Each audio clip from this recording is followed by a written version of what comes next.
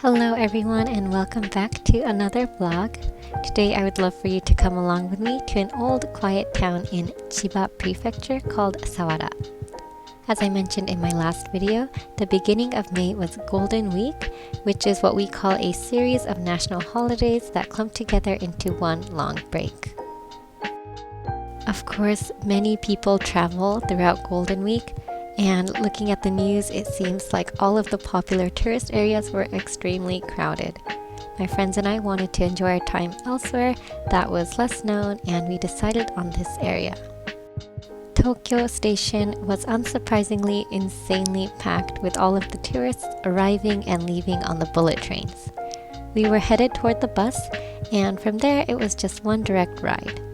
Normally it would take about an hour and a half, but due to the traffic it was about 2 hours, and we reached Sawara around noon. As soon as we stepped off the bus, the scenery was just how I had been anticipating, if not even nicer. Sawara is an old town that lies in a natural waterway district known for its cherished old townscape. It prospered during the Edo period as a transport hub for rice shipments into Edo. We got on the short waiting list at the restaurant we wanted to eat lunch at and took a walk around to see what we could find. We walked along the long canal in the center of the area, and there were shops and homes on either side. We were so happy that the area wasn't crowded at all, and I think that even not many locals know about this place either. It was just so peaceful and relaxing, and we compared it to a nicer version of a similar area in Saitama called Kawagoe. Kawagoe is nice as well, but it's just a little bit more cramped. But here in Sawara, it was just so open and nice. We ate lunch at a small Italian restaurant called Antique that had actually been renovated from a warehouse. The staff were all very nice, and the interior had a vintage feel, and it was very pretty.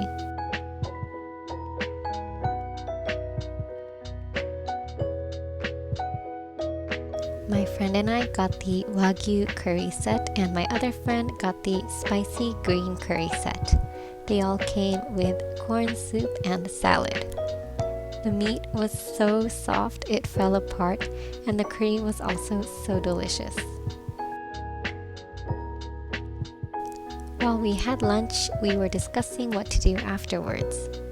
We had originally wanted to go to a popular nearby botanical garden called水郷佐原観光because we had seen some gorgeous photos of the irises, but it turned out we were there just a couple weeks early, and the Iris Festival would have happened in late May, and we had also just missed the end of wisteria season. We weren't sure if it would be worth it to go there if there weren't any flowers blooming, so we decided to stay and enjoy our time in this area. By the time we got out, we could see the boats going by on the river. This seems to be a very popular attraction of the area, a 30-minute boat ride where you can enjoy a different view as you flow along the Ono River. This spring, as the country's COVID policies and rules were lifted, apparently both domestic and international travel during Golden Week doubled from last year. It's nice to see everyone going out and being able to enjoy their vacations and meet with friends and family, and there are also a ton of people coming from overseas as well. I'm really amazed at the amount of foreign tourists in Tokyo recently. I see so many on my way to work every single day. Spring especially is probably one of the most popular times to come, since it's really nice weather and the sakura and other flowers are in full bloom. I'm so excited and happy that people who've probably been waiting for the past few years finally get to visit and see and do all of the wonderful things there are. I think what's great about Japan is that you will never get tired of it, even if you live your entire life here, because there's always something new to see. Even somewhere like here, we might call Sawara an anaba, which means a good spot that not many people know about. Anyway, we continued to explore and found this shop selling some snacks and other goodies that I thought would be nice to bring back as a little souvenir. Another friend was supposed to join us this day, but she wasn't feeling well, so I got her these adorable heart-shaped crackers and also got these spicy rice crackers that I love to take home. One of my favorite things to do whenever I go on a trip, even if it's a day trip like this to somewhere not so far, is to look at their local goodies. Japan takes a lot of pride in their ingredients and specialties depending on the area, so it's always fun to try some delicacies or area limited items.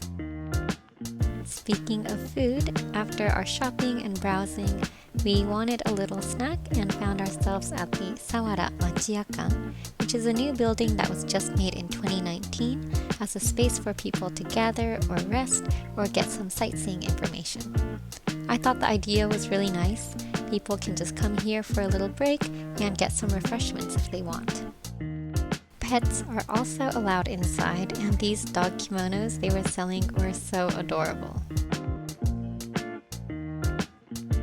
We wanted to try this imopechino drink, which is a sweet potato milkshake. You could choose from 2 flavors, brown sugar syrup or chocolate.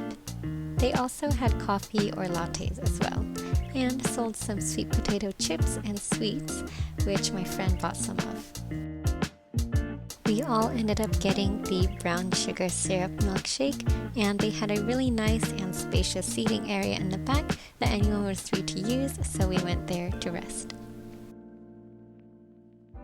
The imopechino was really good. It was just the right amount of sweetness, and it was topped with whipped cream and imokempi, which are these glazed fried sweet potato sticks that are a very popular snack in Japan. There was also, of course, brown sugar mixed in, and overall it was the perfect snack on a warm spring day. We walked around for a bit longer, and the scenery was so gorgeous as the sun was slowly starting to set. Since the buses only came about once an hour, we decided to slowly make our way to Sawara Station. While walking, we heard some taiko drum noises in the distance and ended up passing by this float parade, which is apparently an annual event in the area. I wish we knew about it sooner so that we could stay and watch, but we had to rush to the station to wait for the bus.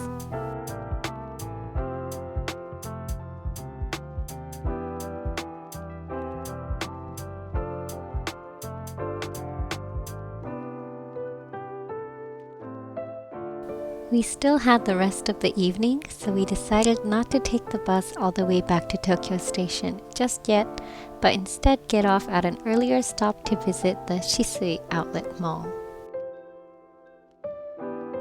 We ended up not actually having too much time when we calculated how long it would take us to get back to Tokyo and then back to our respective homes, but we were able to browse a couple of shops. If you want to see more of shopping in Japan, please check out my previous video.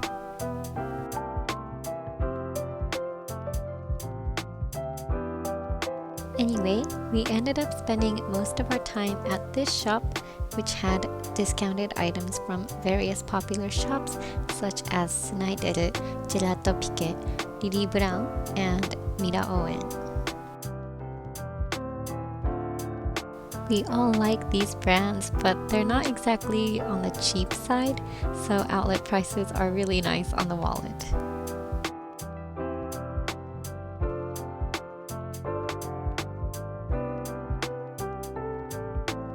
My friends both ended up getting some really cute clothes, and we rushed to get back on the bus, which was about an hour ride back to Tokyo.